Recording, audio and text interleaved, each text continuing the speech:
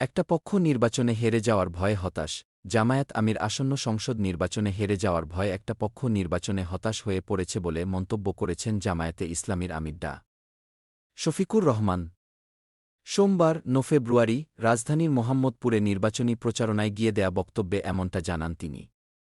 এ সময় জামায়াত আমির ওই দলের সমস্ত অপকর্ম প্রতিহত করা হবে বলেও জানান। ডা. শফিকুর রহমান বলেন, অন্যায়ের বিরুদ্ধে যখন জুলাই আন্দোলন হয়, তখন ইন্টারনেট কেড়ে নেওয়া হয়েছিল, যাতে খুনকে বৈধতা দেওয়া যায়, অন্যায়কে লুকিয়ে রাখা যায়।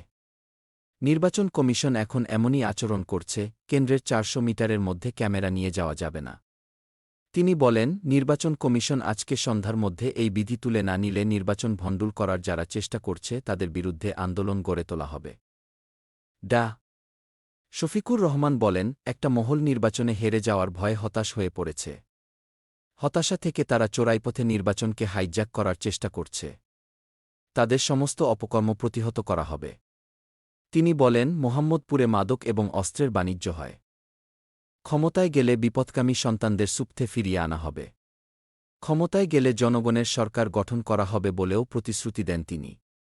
জামায়াত আমির আরও বলেন, একটি দল ক্ষমতার জন্য উদ্গ্রীব হয়ে উঠেছে। দেশের জনগণ আগেও তাদের দেখেছে।